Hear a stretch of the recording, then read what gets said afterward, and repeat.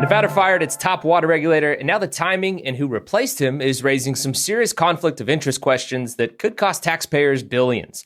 Plus, a data center developer may have just found a way to sidestep the public approval process in Boulder City. More driverless cars are coming to the valley, and in our members-only bonus segment, we're digging into what the massive difference in ad spending so far means for the governor's race. It's Friday, July 10th. I'm Jesse Merrick, and here's what Las Vegas is talking about.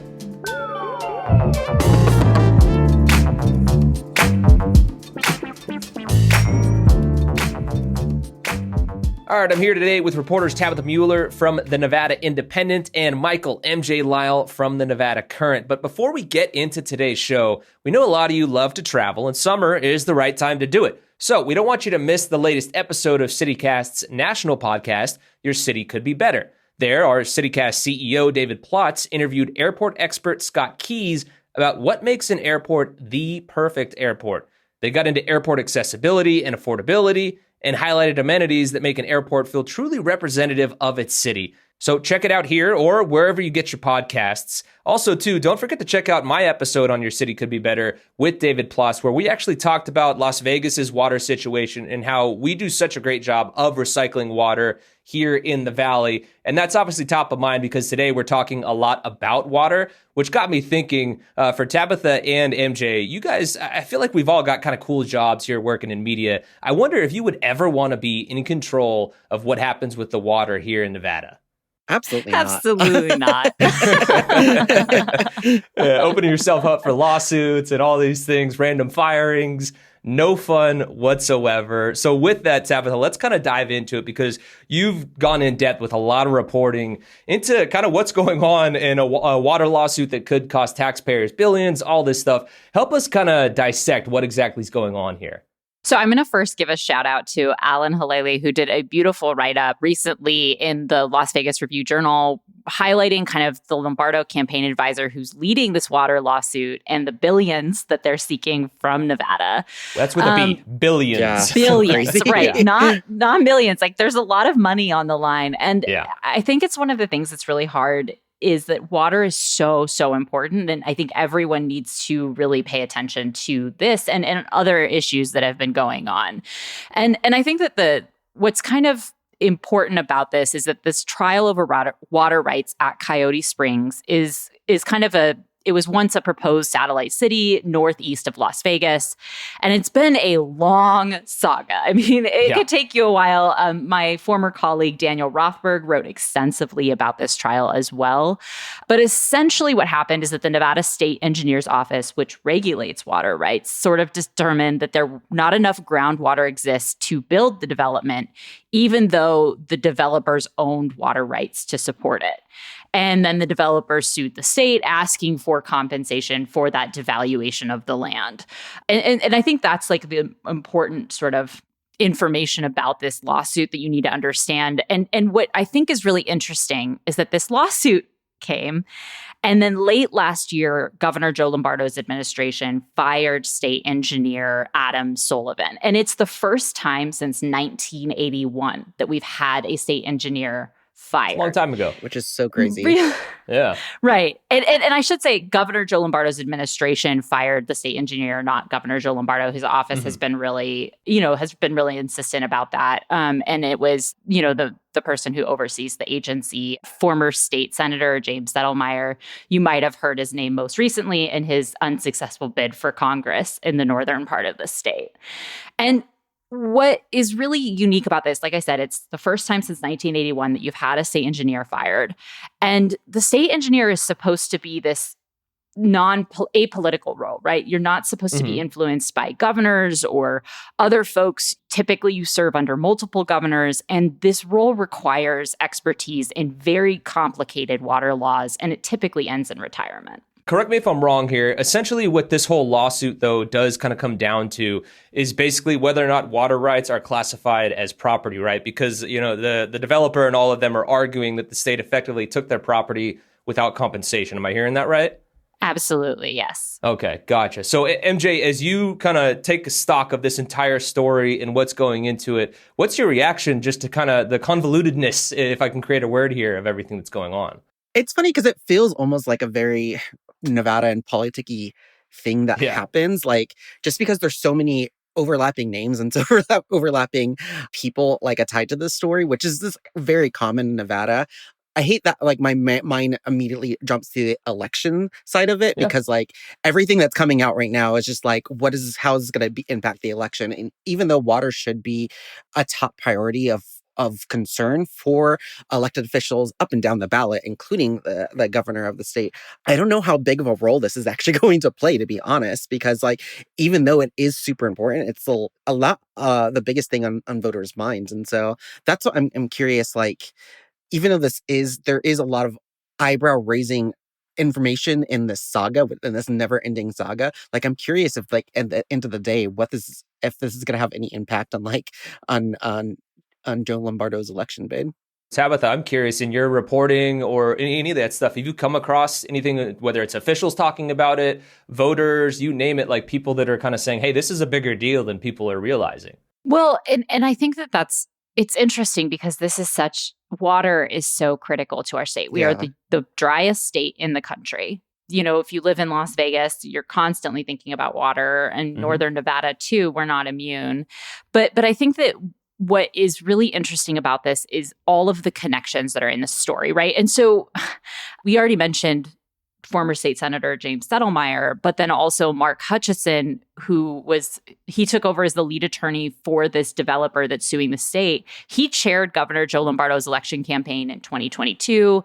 And then he was also a former lieutenant governor, and he's really been connected to Lombardo. Now, the Lombardo, he's said in interviews with different outlets that like, oh, I haven't, had any questions or, haven't had conversations about it with Lombardo, but it does sort of raise sort of some eyebrows around that. And I think the other piece of this is that after Joe Lombardo's administration fired the state engineer Adam Sullivan, they tapped in Joe Cacioppo, who was the principal engineer for one of Nevada's top water rights firms, Resource Concepts, Inc. And reporting from Halali sort of indicates that the firm's client list includes developers that were seeking to establish Coyote Springs, right? And it's all very interesting because there's a lot of lines and you feel a little bit like a crazy person in a back room putting pins on the wall, and building out this map of connections. But back to your original question, which was the political implications of this, I don't think we know yet, right?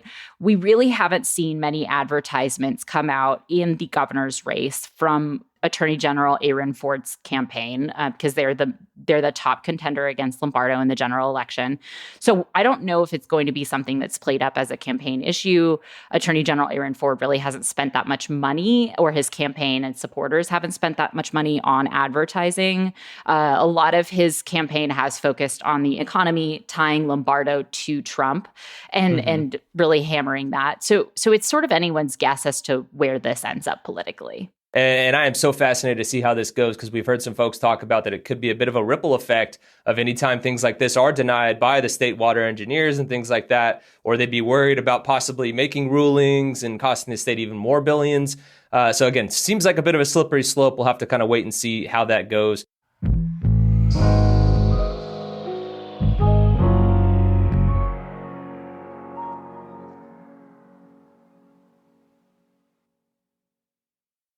Speaking of like slippery slopes and stuff like that too, one thing we're trying to figure out is how the heck to handle data centers and that whole process as well. And there's a battle going on in Boulder City right now as well, MJ, but it seems like a data center might have found a bit of a loophole, if we can call it that, to kind of expedite their process. Absolutely. And real quick, you're like, all these water puns that you're not even picking up on, like dive in and ripple effect. I'm just like, come on.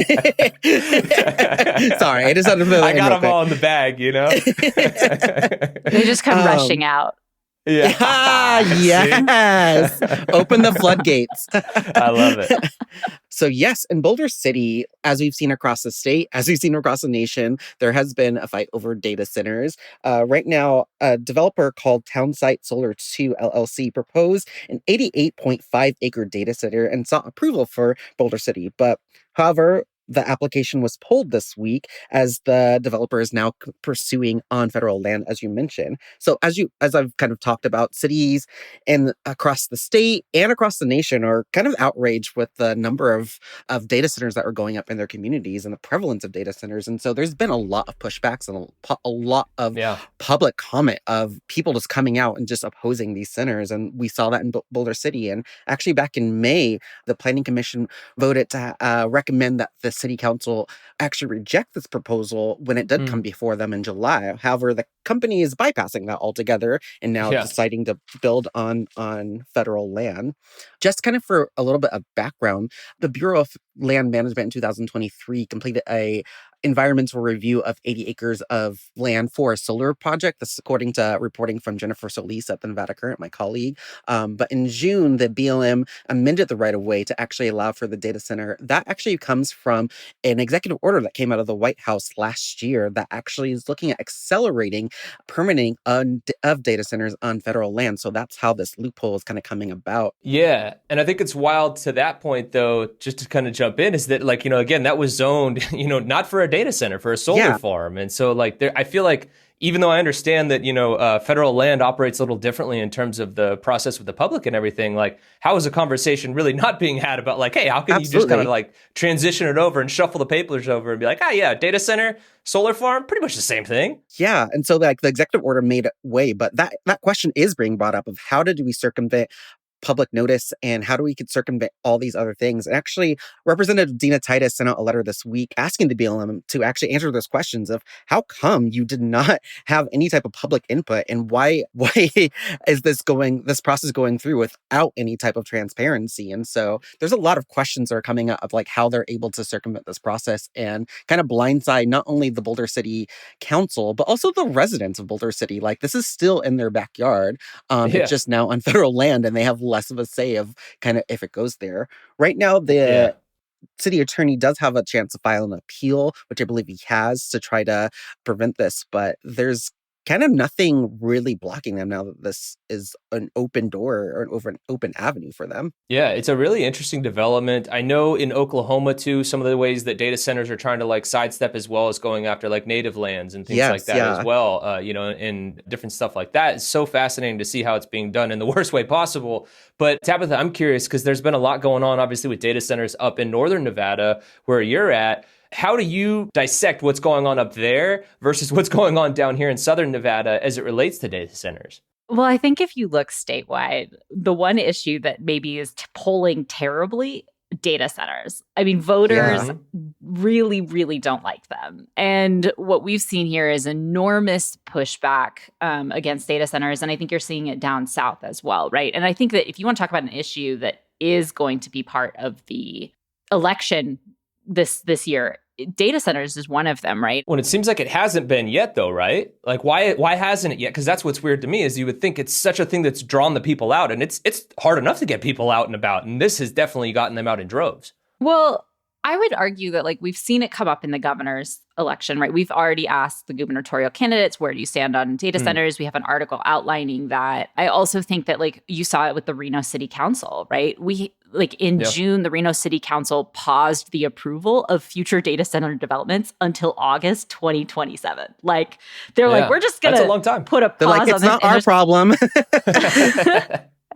and I think it's really interesting because like conveniently the pause happened as people on the city council were like running for positions, right? Mayor, other things. And I think that what kind of city staff have said is during that pause, they're working on potential changes to city codes on like regulating centers, which have historically been treated as warehouses by the city.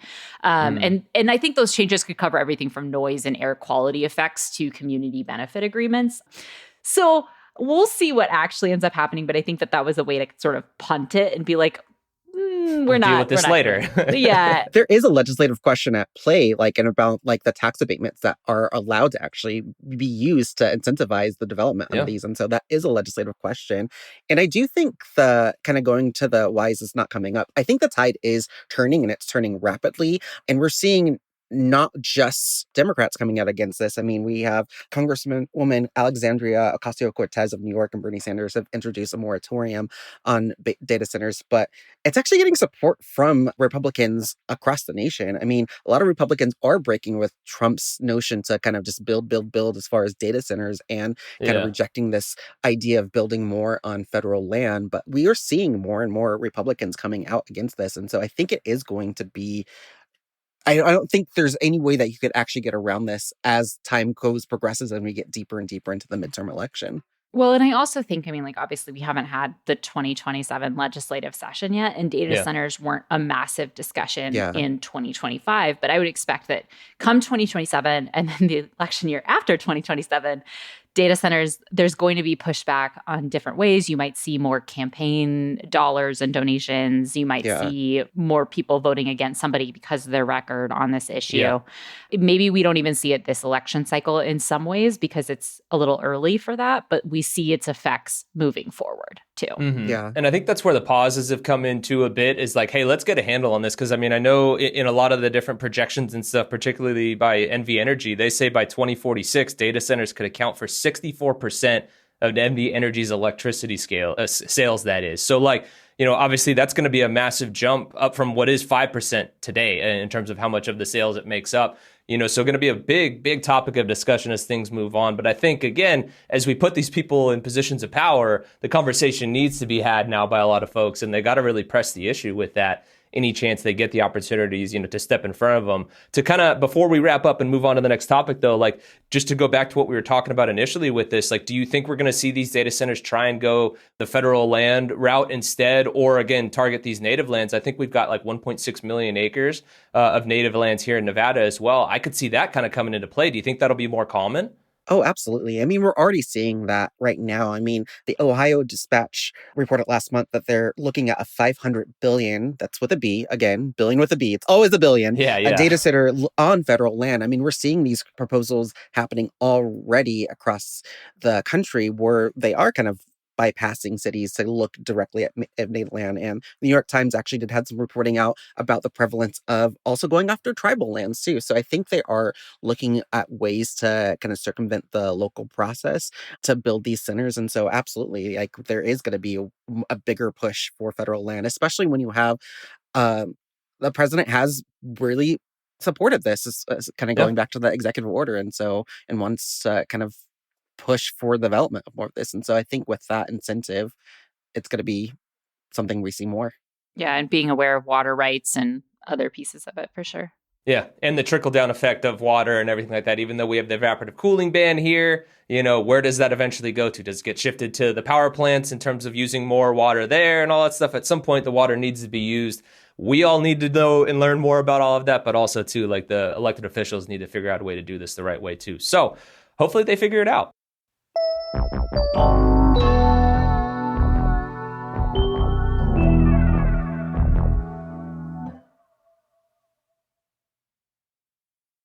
All right, so we'll put the water talk on hold for a second here and now dive into, I guess, more technology. So kind of the same conversation in a sense, but we're talking about autonomous vehicles in general. Waymo, one of those autonomous car companies, just announced that it's soon going to begin testing fully driverless rides here in Las Vegas. To start, though, the driverless rides will only be available to Waymo employees, but this is a significant step forward to eventually offering public rides here in Southern Nevada. And when that happens, Las Vegas will actually be among the first markets to get access to Waymo's brand new 6th generation vehicle, which they call the Ojai. It basically has more like creature comforts and things like that for folks that are going to be riding in it. But it is worth noting that Waymo isn't the only robotaxi player in the Valley either. If you've been around town, you've seen plenty of them.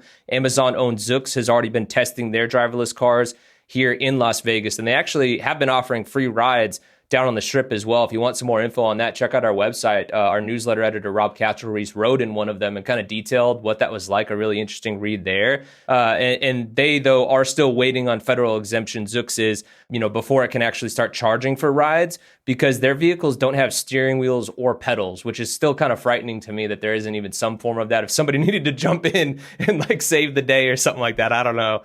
But overall, just in regards to the whole Waymo situation, no official launch date has been announced for public Waymo rides here in Vegas, But with Waymo, Zoox, like we mentioned, and now we've seen Tesla's robotaxis being spotted around town, the Valley is quickly becoming one of the top testing grounds for driverless vehicles and just tech in general, too. We're going to be dropping a podcast on all the technology that Las Vegas Metro PD is using soon next week. We talk about the data centers and everything like that. We're kind of like the playground for technology. How do you guys feel about Vegas? I guess, do I want to say being used as test dummies for all this stuff? Like, is this a good thing or a bad thing? I think one of the concerns, which actually was kind of laid out a little bit by April Corbin-Gurnis, deputy editor of Nevada Current, friend of the pod. Shout out April, yeah. She laid out a story back in March that looking at the lack of regulations here, and it's kind of hard for us as a state to get ahead of like the launch of robotaxis until at least the 2027 legislative session. And so I think it's kind of makes me a little bit uncomfortable that we are a testing ground when we don't have a lot of mechanisms to regulate safety and standards until a little bit later. And so I think we're kind of putting the cart before the horse, or I don't know what's the metaphor for this, the robot the cart before the autonomous vehicle.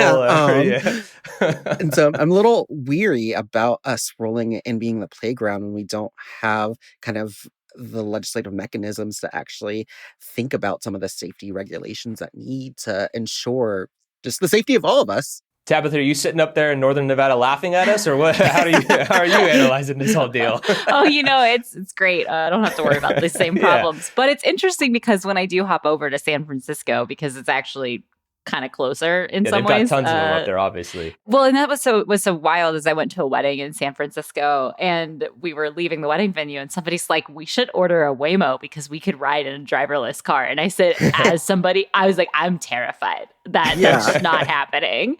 And so it's really funny because half the group went with the Waymo and half the other group went, with a typical Uber or, Lyft. And we both made it to the destination intact in one piece. And I think it'll be interesting to see how it like plays out. But I think regulations are going to be really critical when it comes to this. Like, how are we regulating who is responsible if something happens? How do we ensure those things? And I will say the way that AI works, and the reason that you're not seeing this in, say, Reno or other cities is they do have to map the cities almost. And they and so like, it'll be interesting, the growth factor and how that works out. Yeah. Well, and I know part of it too, up in Reno, at least our newsletter editor, Rob, was talking about like the topography and things like that. Here in Vegas, obviously a lot of our roads and the way it's set up is a little easier to be able to digest and stuff. Yeah. There are a lot of the straight roads, not the winding roads and things like that. So that's one of the reasons why we've been targeted as a playground, in essence. Our can they navigate our orange cones, though? That's a good question. The traffic. We've seen them stalling out on the strip, some of these autonomous vehicles. I don't know about navigating the cones and things like that. But, Tabitha, to your point about the friends going to the wedding where half went with the Uber that had a driver in it, the other, going with the driverless vehicle. Do we trust the AI vehicles, the autonomous vehicles, less than we do an actual human driver? Because there are some pretty bad human drivers here in Las Vegas and all over the place, really. Yeah. Well, and I think that's the other thing, too, especially as a woman. Like, sometimes if it's late at night, like, I will order the, like, woman, like, Uber or Lyft just because it feels safer for me. It's a fair point, yeah. And so, like, if it's an option where, like, and like, will it feel safer in that sense as well with the driverless car? Like, you're not going to get harassed by somebody. You're not going to run into a situation where you might, not be in the safest place. And they've put in a lot of regulations and safety features and all of that. But I think that's something to also think about and consider. But yes, there are some really terrible drivers in Las Vegas and in Reno. I'm not going to leave us out of that. Can't we just do mass transit? Can't we just have right? Well, like other? They're trying with the Tesla can't we just have that? Like that? Yeah, the loop, I will say this: visiting Vegas without a car is so inconvenient, and it's also really expensive. Like, Ubering around the city is incredibly expensive, and I assume it's the same when people come from down south up to Reno. And like, what a great marketing gimmick to be like, you get a free ride on the strip if you ride in our driverless vehicles, right? Like, I have to say, like, from a marketing perspective, that's brilliant because it is so expensive to take Uber on the strip or anywhere. To be fair, at least with Zoox, I know Rob was saying that like you still have to plug in your credit card information, to have it on file. Obviously, if something were to happen, but it's also so it's there. Hopefully, they get you hooked on it, and eventually they're going to start charging for it. The big question, to your point, is going to be how much cheaper is it than an Uber or some of these other ones? Do they have surge pricing? That's what I want to know. I don't want to be hit with surge pricing, on these autonomous vehicles either. That would be something that would really piss me off. And I think Michael is right. Like, how does this affect the gig economy, right? Like, so many people rely on Uber and Lyft and Uber Eats and those things to make either as your primary income or a side income or to supplement incomes, because the cost of living is so high right now. All right, now it's time for us to dive into our members-only bonus segment. This week, we're dissecting why there's such a massive difference in ad spending between Joe Lombardo and Aaron Ford. Tabitha and MJ will help me explain how that could impact the election and why Lombardo's camp has been throwing down so much cash so early in this process. But you're only going to hear this discussion if you're one of our neighbors. So if you want to unlock this bonus segment and the many other great perks you get by becoming a CityCast Las Vegas neighbor, head to membership.citycast.fm/Las Vegas to sign up. So fascinating stuff to see as everything moves on, but definitely a fun conversation today as we really hit on a little bit of everything. So thanks to both of you guys for joining us today. Thanks for having me. Thanks for having us.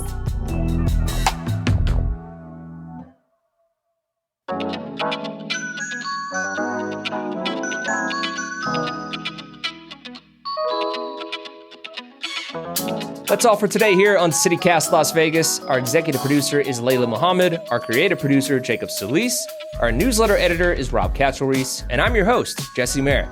Music is by OG Moose, our ad music is by Sven Lindvall and Sarah from the Epidemic Sounds via Getty Images. We record this show on the traditional homelands of the Nuuvi, the Southern Paiute people. If you enjoyed the show, why not tell a friend? Rate the show, leave us a review, and subscribe to our free morning newsletter as well. And don't forget, you can support this show and get great perks by becoming a CityCast Las Vegas neighbor at membership.citycast.fm/Las Vegas.